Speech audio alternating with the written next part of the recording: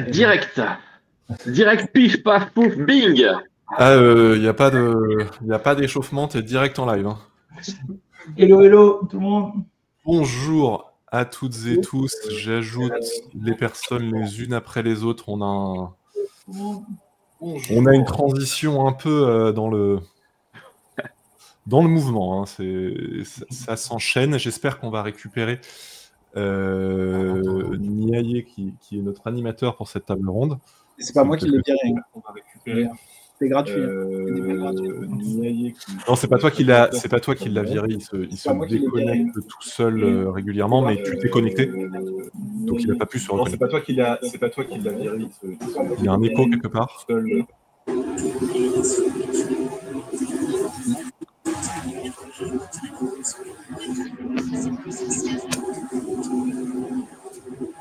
Alex, je pense que c'est de ton côté, puisque t'es le seul qui est pas en mute et on entend du bruit. Ok. Là, vous m'entendez? Ah ouais, c'est moi qui... Ah, ouais, on t'entend. Incroyable. J'étais en mute pourtant. Ok. C'est tout bon.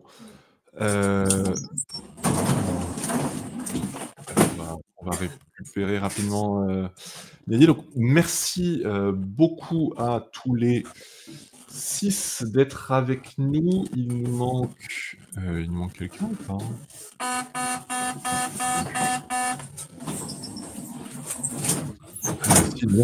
Et Pierre, c'est chez toi en fait, hein. On est tous en mute et là il y a des klaxons, je sais pas quoi. Je sais pas ce qui arrive. Je crois que c'est Emmanuel qui est connecté aussi. Il est dans le métro. Dans le métro, là, je pense. Ok, bon bah ça va être un live avec ambiance. Donc merci à vous d'être sur Twitch, merci à vous d'être là. Je vous propose qu'on fasse rapidement un tour de table pour vous présenter, pour commencer. On va le faire dans l'ordre d'affichage à l'écran. Présentez-vous rapidement, vous et votre émission. Olivier, je t'en prie. Alors, moi j'ai fait des startups dans le passé. La dernière, je l'ai fait en no-code et du coup, comme elle s'est plantée, je me suis lancé dans le développement d'applications no-code. Et ça fait, je sais pas, ça va faire bien 2 ans et demi que je suis dans la communauté et ça fait un peu plus d'1 an que je stream. Et j'ai fait quoi? J'ai fait avec Claire, donc on en a déjà parlé tout à l'heure. Et puis normalement j'ai un autre stream qui s'appelle Serious No Code qui devrait être sur WeWeb, Supabase et Xano, mais en fait ça marche pas, j'ai pas le temps de le faire. Donc voilà, Alors Emmanuel, tu es dans le métro, tu es en mute, mais pour une raison qui m'échappe, on t'entend quand même. Je pense que c'est de toi que ça vient.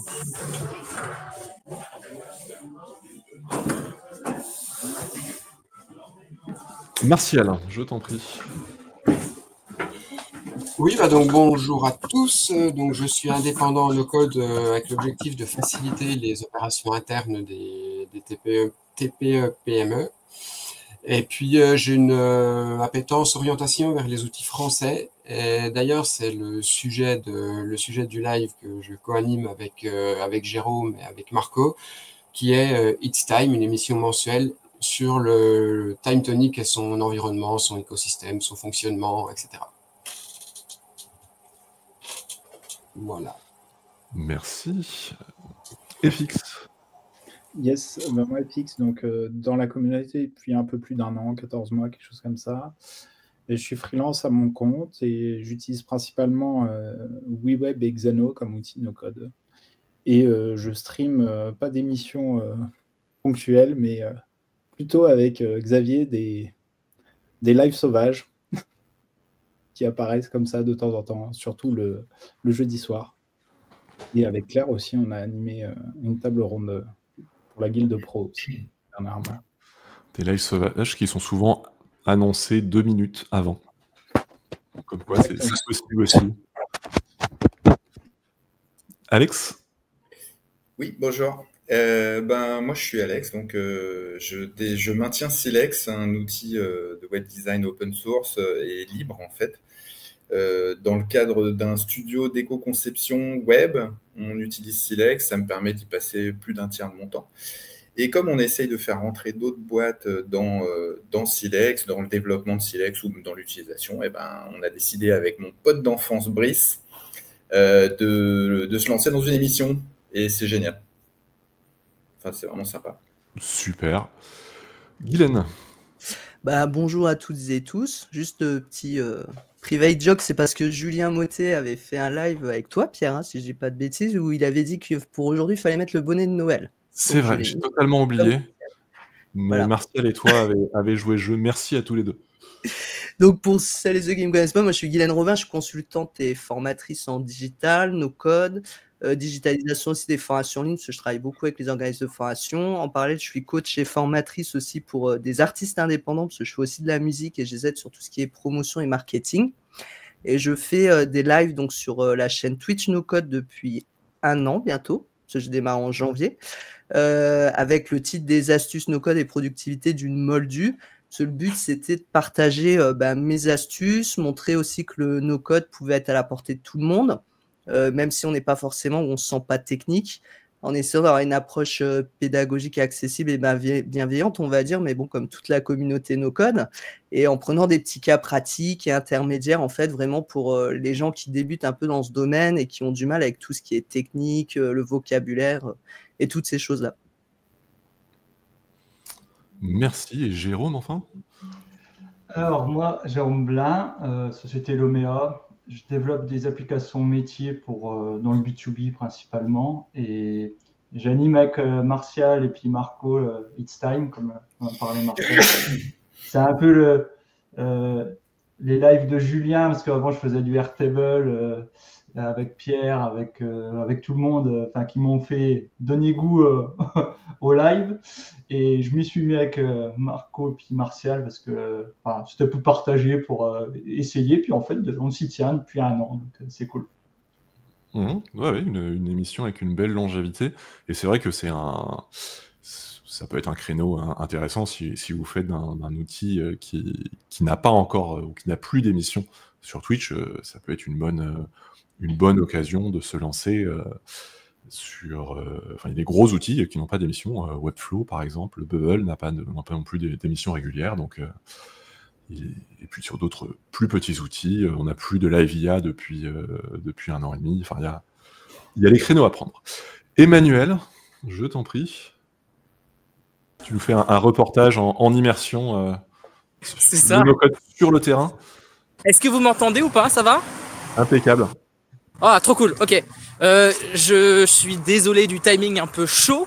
J'avais une toute petite fenêtre de tir entre 2 meetings, donc je suis très content de participer, mais ce sera très court pour me présenter ou me représenter. Enchanté, Emmanuel Gutmann.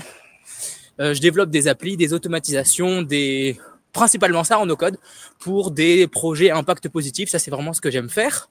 Je stream parfois ça sur Twitch, ou bien je développe de petites idées un peu farfelues et je vois comment les faire en no-code. Et aussi, je donne des cours dans des campus et c'est justement vers ça que je me dirige, des cours de no-code. Et donc, je viens partager la flamme qui m'anime, la flamme du no-code, à d'autres petits étudiants. Donc, c'est vers ça que je vais. Voilà.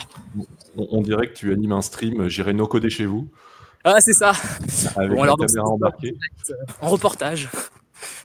Est-ce que tu veux commencer et partager une anecdote de streaming, comme ça tu seras libéré pour la suite vu que tu as un planning un peu serré? Ou peut-être pas. Je crois que ça va couper. Donc, qui veut commencer puisqu'on a perdu Emmanuel en pleine action? Si personne se lance, allons-y. Vas-y Guylaine, on est là, je le rappelle, pour partager des anecdotes de streaming. On est avec des personnes qui sont un peu plus anciennes sur Twitch que les personnes qui participaient à la table ronde d'avant. Et là, voilà, on échange entre nous nos anecdotes de streaming. Je t'en prie Guylaine. Alors, les anecdotes de streaming, donc dedans, j'ai mis... Tu veux aussi que je parle de ce que ça a aussi apporté ou ça, c'est pour plus tard? Juste les anecdotes? Vu que c'est Niadier qui avait préparé les questions pour ce live, ta carte blanche. Juste pas pendant 10 minutes, mais... Non, j'ai préparé quand même un petit peu avant pour pas justement me disperser, ce qui m'arrive souvent. Non, dans les anecdotes, on en parlait la dernière fois et c'est pour ça que je sais pas si je serai à toute l'émission, c'est qu'aujourd'hui j'ai des travaux sur la fibre, donc j'ai dû me reconnecter déjà, donc j'ai eu des soucis de connexion en fait toute l'année. Avec mon opérateur, donc c'est génial parce que quand tu fais du live et que bon après ça donne des situations un peu comiques parce que si vous regardez les replays je freeze en fait, mais pas toujours, on freeze jamais dans la meilleure position qu'on a de nous et le meilleur profil. Toujours, t'es pas en train de faire un grand sourire. Donc c'est ça, donc ça donne un peu des situations un peu comiques, mais c'est aussi un peu frustrant, mais en même temps ça apprend quand on fait des streams à accepter que tout ne peut pas être parfait et que on maîtrise pas toujours la technique. Martial qui me dit freeze. Ouais. C'est pour ça que j'ai mis le chapeau pour pas qu'on voit les frisettes. Mais il y avait ça, les anecdotes. Il y avait le fait aussi que j'ai beaucoup dépassé le temps justement dans mes lives. Je pensais qu'1 heure ce serait super long et au final j'ai plus fait autour des 1h30.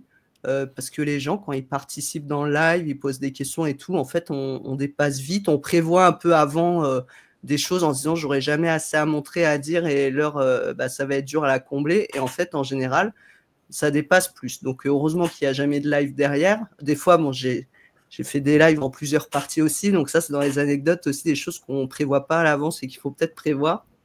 Et puis dans les anecdotes, c'est aussi ce qui m'a marqué, c'est les interactions aussi impactantes avec les gens qui participaient. Parce qu'il y a beaucoup de néophytes qui venaient, parce que c'était le but aussi de mon live, d'avoir une approche moldue, donc quand on n'est pas ingénieur, développeur ou autre et qu'on connaît pas trop tous les concepts. Et du coup, il y a beaucoup de petits nouveaux, entre guillemets, qui sont venus, qui ont commencé à me suivre aussi sur LinkedIn. Et il y a, je pense à Dolores qui là en fait est en train de se reconvertir en fait dans le no-code, qui se forme auprès de Contournement ou autre, et qui était super motivé aussi au live, qui avait beaucoup de questions. Donc ça, c'est vrai que c'est super gratifiant aussi de voir qu'on peut avoir un impact avec des lives comme ça, où on a l'impression qu'on est juste là pour partager des choses, mais en fait ça peut vraiment toucher d'autres personnes, ça peut ouvrir des vocations, ça peut passionner des gens, même sur des outils. Encore hier, j'ai eu quelques personnes, je montrais un outil Coda qui hésitaient, du coup qui sont allés sur Coda. Enfin, c'est vraiment génial de se dire qu'on peut participer un petit peu à quelque chose de plus grand en fait que juste le live qu'on est en train de faire. Donc ça, c'est... Effectivement, cette problématique de connexion peut être embêtante dans notre métier en général, parce que quand tu fais du no-code et que tu n'as pas de connexion, tu es au chômage technique. C'est ça. Donc finalement, les streams ne sont que la partie émergée de l'iceberg. Mais non, c'est vrai que le temps est un point important, mais comme tu le dis, on peut dépasser. En fait, on n'est pas engagé sur une durée particulière, on peut faire moins, on peut faire plus. À partir du moment où il n'y a pas de stream derrière, moi je ne sais pas faire des streams de moins d'1h30. Ça, c'est compliqué, du coup, voilà. C'est vrai que ça fait 5 minutes que tu parles et en fait, il s'est déjà passé 1 heure. Ça n'a aucun sens. Et c'est limite un conseil. Il faut prendre un créneau où tu as du temps après, parce que c'est quand même plus sympa à gérer. Après, ça dépend. Il y a des personnes qui aiment aussi être en temps contraint parce que voilà, elles savent que ça va droit au but, etc. Ouais, moi, je préfère. Hein. Ouais. Moi, j'aime bien 1 heure, c'est bien. On tombe pile poil en général. Au bout d'1 heure, on arrête. Nous, à chaque fois. Ouais. C'est vrai que non, on a rarement tenu le créneau d'1 heure. Hein. Je ne sais pas combien on a de live qui font en réalité 1h20, 1h25. Après, on est 3, donc on est forcément un petit peu plus bavard. Et il y a le maître des horloges, Xavier, qui est toujours là pour dire c'est bon, vous pouvez dépasser ou non, il y a un autre live après. Donc... Par contre, oui, on vérifie systématiquement en début de live pour être sûr qu'il n'y a rien derrière, savoir s'il faut qu'on se tienne un petit peu plus à carreau ou si on dit bon allez, c'est pas grave, le timing, on verra ce que ça donne. Ouais, pas être trop à cheval sur le programme, le timing. Comme disait Guylaine, le fait de se dire en fait, j'ai pas fait tout ce que je voulais faire, tant mieux, ça veut dire que le programme de la prochaine émission est tout trouvé, ce sera la partie 2 de celle-là. Et tu vois, au contraire, nous, avec Claire, en fait, c'est vraiment l'inverse. Il faut qu'on tienne le programme pile exactement, parce que comme on a un invité et qu'on a une promesse sur nos codes crash test. La promesse, c'est on fait un use case avec une nouvelle solution qu'en général, on ne connaît pas du tout, avec un des fondateurs qui nous aide un petit peu à faire le truc. Donc, il faut que ça tienne. Puis en plus, alors je sais pas pourquoi, mais sur nos créneaux, il y a quelqu'un derrière tout le temps, donc c'est un peu la merde. Donc on n'a pas trop le choix. Donc non, nous, ça tient en 1 heure pile, quoi. Enfin, même pas 1 heure, puisqu'en fait, t'as en gros 5 minutes d'attente de blabla et roule, quoi. Donc, Ouais, mais vous êtes efficace. ouais, non, bah, ouais, pas le choix, quoi. Pas le choix. Et nous, à Juste l'inverse, pas le choix. avec Xavier, je crois que c'est un peu l'inverse. C'est pour ça qu'on fait ça le jeudi soir, parce que normalement, on est sûr de ne pas avoir grand monde derrière. Et du coup, souvent, on ne fait pas qu'1 heure ou 1 heure et demie, on fait plutôt 2 heures, 2 heures et demie, voire 3 heures, mais c'est cool. Ouais. Moi, quand je regarde en replay, je vois 3 heures, je me suis dit, oh, je vais pas regarder, quoi.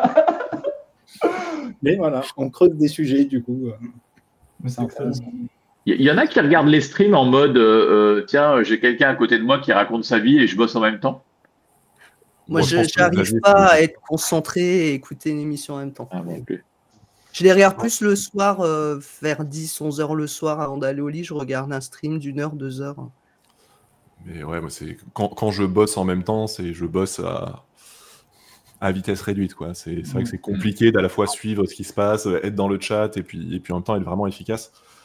Il y a quelques partages aussi dans le chat sur les oublis. Alors Laetitia balance qu'il y a des gens qui oublient le partage d'écran. Voilà, ça m'est arrivé pendant un live de faire des trucs à l'écran. Ça faisait 1 ou 2 minutes que j'expliquais ce que je faisais, et là, on me signale dans le chat que on voit pas ton écran, Pierre. Ouais, ça je l'ai fait aussi. Hein. C'est clair, t'as pas l'air con.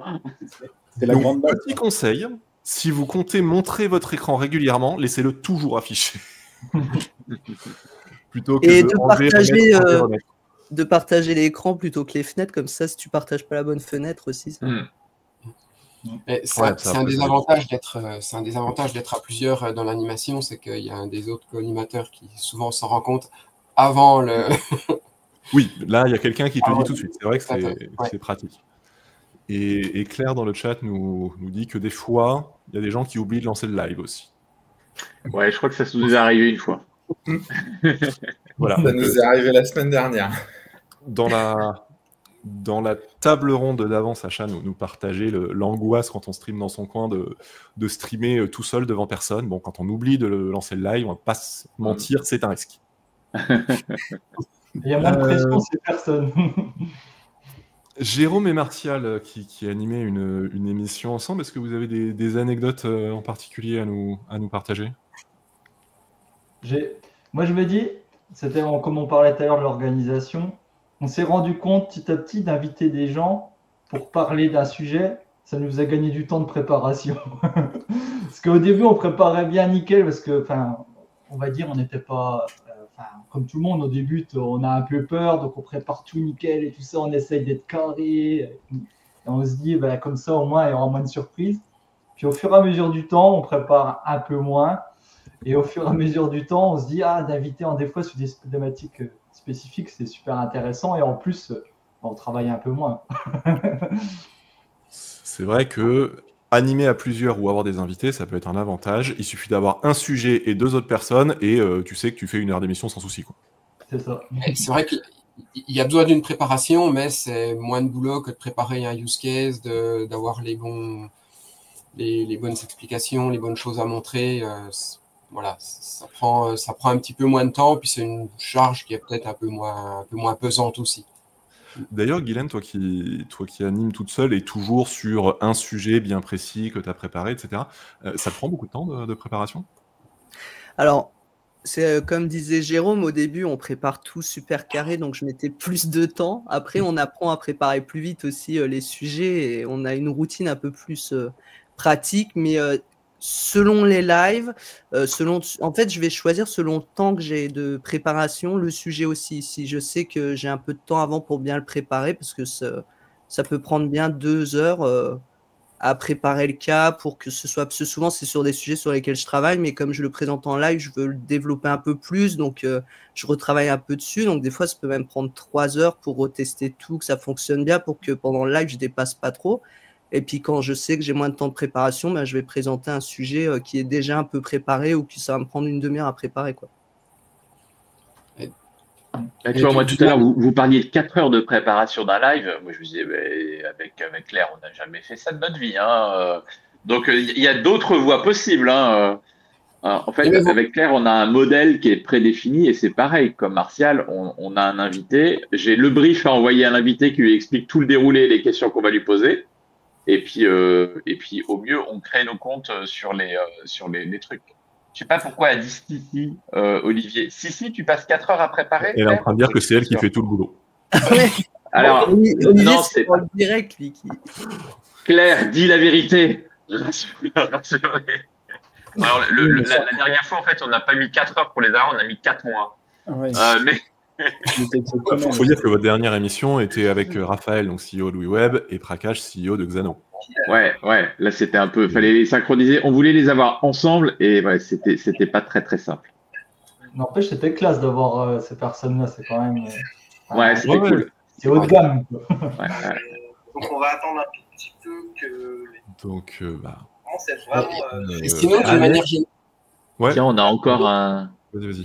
On entend encore quelqu'un qu'on ne devrait pas entendre. C'est Emmanuel qui est revenu. C'est sûr. J'ai une petite anecdote, sinon, si tu veux une anecdote. Ouais, vas-y, on est là pour ça. Martial, tu voulais dire quelque chose, vas-y. Une question un petit peu à tout le monde. D'une manière générale, les thèmes des émissions, vous les anticipez ou vous les décidez un petit peu quand il n'y a pas d'invité, forcément, parce que les invités, on est obligé d'anticiper au moins pour bien bloquer les créneaux. Mais est-ce que vous les décidez un peu à l'arrache la veille, voire 5 minutes avant, ou vous préparez un planning un peu plus précis?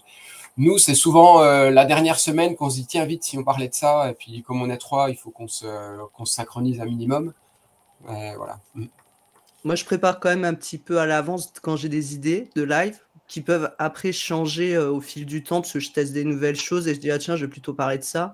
Mais j'aime pas non plus la veille pas savoir ce que je vais faire, quoi. Je le prépare au moins 2 jours avant, quoi. Moi, je suis de la team last minute. Enfin, de toute façon, c'est pratiquement ça que je fais. Et moi, je n'arriverai pas, je pense, à dire vas-y, il faut que je cadre un truc pour faire le live et tout. Moi, ce que j'adore, justement, c'est de dire ok, vas-y, je me jette dedans et puis let's go. On verra. Et, du coup, je ne sais pas la qualité, entre guillemets, mais au moins. Alors, sur le live, complètement comme ça, justement en live, sans préparation, moi, j'ai un peu une mauvaise expérience. Et du coup, je suis un peu refroidi là. Du coup, Serious No Code, qui était un peu l'objectif de faire ça, faire des démos de trucs un peu sympas avec WeWeb et Xano Supabase, j'ai du mal et j'arrive pas à me lancer bien et être régulier. Et une fois avec Raphaël, on avait fait un live sur WeWeb et je montrais comment ça marchait, WeWeb Supabase, le RLS. Et en fait, ça marchait pas du tout. Et je crois que je me suis acharné pendant une demi-heure, 3/4 d'heure sur le truc, quoi. Ça devait être ultra pénible. Et en fait, c'était un truc, mais c'était con comme problème. J'avais inversé la clé publique et la clé privée. Et dans Supabase, c'est 2 niveaux de clés différents. Et la niveau de clé serveur, en fait, elle a tous les accès et le RLS ne s'applique pas dessus.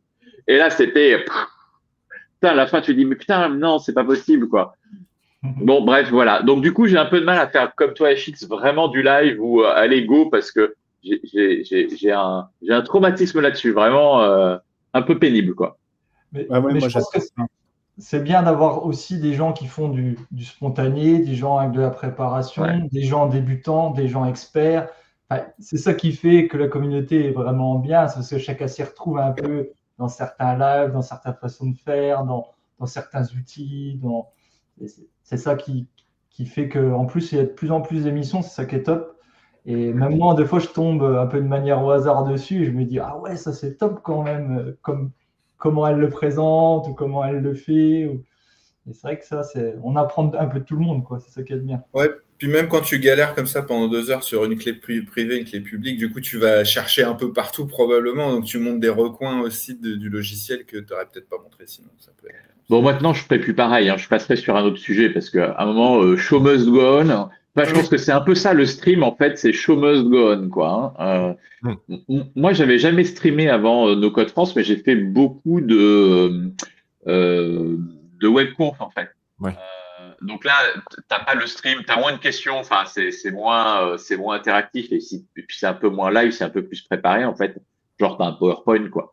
Mais ouais, t'as ce truc-là, show must go on. De toute façon, il faut y aller, quoi. Ouais, moi c'est pour ça. J'avais essayé aussi un peu les lives dev in public, etc. Et en fait, j'avais assez rapidement arrêté parce que déjà, tu développes 2 fois, voire 3 fois moins vite que si tu développes tout seul dans ton coin. Donc l'efficacité est pas trop au rendez-vous. Mais effectivement, tu peux même pas aller au bout des choses parce que dès que tu bloques sur un truc, dès que ça commence à être un peu répétitif, tu dis bon, ok, ça je vais pas le finir, je le ferai plus tard dans mon coin. On va passer à un autre truc pour pas être en boucle sur le même petit sujet pendant 2 heures où en fait en 5 minutes on a compris le principe, quoi. Et c'est vrai que c'est un équilibre pas forcément évident à trouver. Alex, toi tu as des anecdotes particulières à nous partager sur ton... Ouais, moi il y en a une là où j'ai perdu ma voix genre la veille. C'était vraiment la misère noire. Et en fait, j'ai dit à personne en vrai ce qui s'est passé, mais enfin, pourquoi j'ai perdu ma voix, je vais pas vous le faire maintenant. Mais surtout pendant le live, en fait, donc je parlais comme ça. Moi, ça me faisait pas mal, mais je pense que les auditeurs, ça leur faisait mal. Et puis, je crois que c'est ce jour-là, derrière moi, il y avait des éclairs et tout. Je suis au Vietnam pendant la saison des pluies, c'est un truc de ouf, les orages. Et il y avait ça, et en plus, à force de forcer comme ça sur ma voix, en fait, j'avais la tête qui tournait, quoi. Et à la fin, je pouvais même pas me lever. Hein. J'ai fini le live, j'ai juste tout éteint, je suis resté assis 5 minutes. C'était hyper violent, en vrai. Voilà. Donner sa vie pour No Code France. C'est beau ce niveau de sacrifice. J'allais dire avec les éclairs, tu étais un son et lumière à toi tout seul, mais en fait non, parce qu'il n'y avait pas de son, donc tu étais juste les lumières. Un gros lumière, là, ouais. Mais c'est vrai que ça prend un peu d'énergie quand même de faire du live déjà quand on n'est pas malade. Enfin, je sais pas pour les autres, mais... Ouais. Moi, je malade, après, je sais bien que je vais pas travailler ou je me prévois des trucs vraiment tranquilles parce que souvent après, j'ai besoin d'une période, pas de décompression, je sais pas comment dire, mais j'ai besoin d'être un peu, faire des trucs faciles ou que j'ai pas besoin de trop de réfléchir parce que pendant 1 heure, tu es quand même assez attentif et tout ça. Et souvent, j'aime pas enchaîner par du travail pur direct après. Ah ouais, ça casse, hein, c'est sûr. Ouais. C'est un truc à prendre en compte dans le temps global que ça prend, c'est que en fait, ça prend aussi du temps que tu consacres pas directement live, mais que tu dois prendre un peu pour te remettre, quoi. Ouais, de l'énergie de ta journée, quoi, en fait. La concentration de ta journée. Je pense qu'on a un peu un volume de concentration possible dans la journée, et puis quand même, quand tu es en live, c'est globalement 100%, quoi. Quand tu leads ton truc. Ouais, c'est pour ça qu'il vaut mieux le faire le soir, moi, je trouve, ou en après-midi, parce que sinon, toute ta journée, elle est... C'est vrai que ça peut être une bonne raison de le faire en fin de journée. Bah, nous, on dort bien le soir après. Enfin, moi, je dors bien. Tu m'étonnes. Je peux pas le faire juste avant de dormir parce que j'aurais le cerveau qui tournera en boucle dessus toute la nuit. Ah, mais j'admire Alex qui démarre à 8h le matin. Ah ouais, clair. Ouais. Alors là, ouais. Là, je pense que je pourrais vraiment pas. Il est du matin. Et il y a du monde pour le regarder parce qu'à cette heure-là. Ouais, il a ses habitués. Oui. Ouais, c'est drôle.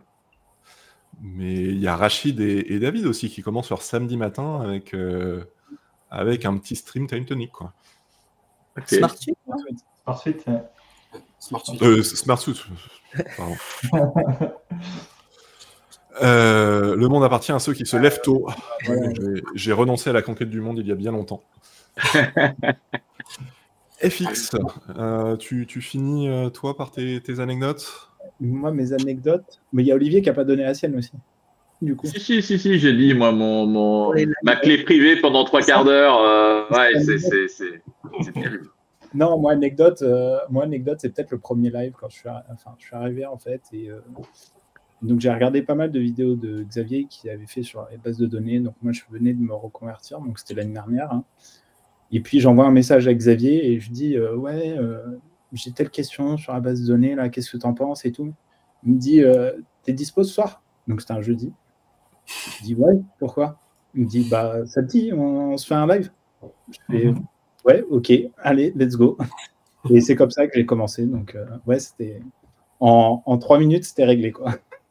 Bon, quand Xavier te propose des trucs comme ça, toi, t'y vas, mais quand moi, je te propose de faire un composant drawer top moderne, tu viens pas voir un stream. Hein. Ouais, parce que là, pour le coup, on a bien galéré. On l'a fait hors stream et on a bien galéré. Mais on a réussi. On a fait un truc. Ah non, c'était sympa, on a bien construit. Non, mais c'est vrai. Mais oui. Bon, après, il faut. Moi, je suis dispo le soir. Non, c'est vrai que faire des trucs, c'était vraiment top et ça m'a mis le pied à l'étrier et franchement, comme on disait, et comme ça a été dit avant, n'hésitez pas à vous lancer quoi, entre guillemets. Et là pour moi pour 2025, je dis que j'allais me lancer quelques trucs justement tout seul, ou à deux.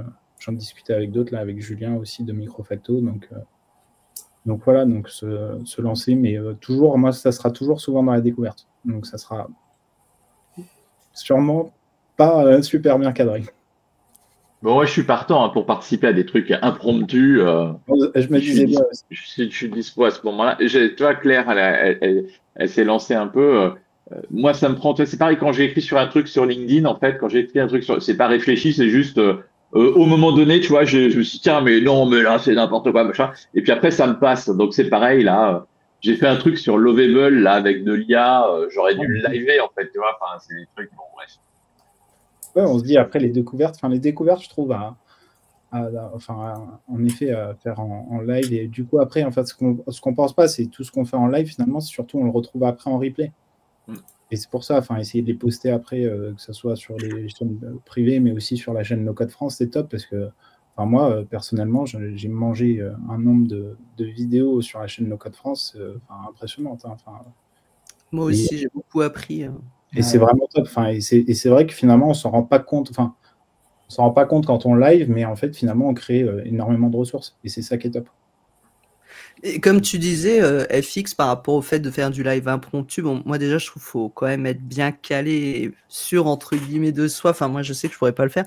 Mais donc, chapeau. Mais en même temps, moi, j'aime bien voir aussi des lives comme ça, de nos codeurs et tout, qui font un peu sans cadrer le truc à l'avance et qui vont aller chercher.